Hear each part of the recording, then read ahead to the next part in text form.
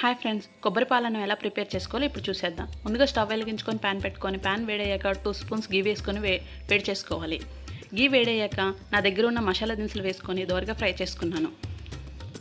ఇవి ఫ్రై అయ్యాక జీడిపప్పు వేసుకొని దోరగా ఫ్రై చేసుకోవాలి. జీడిపప్పు కూడా దోరగా వేగాక కట్ చేసి పెట్టుకున్న టమాటో ముక్కలను, ఆనియన్ ముక్కలను, పచ్చిమిర్చి ముక్కలను వేసుకొని దోరగా ఫ్రై చేసుకోవాలి.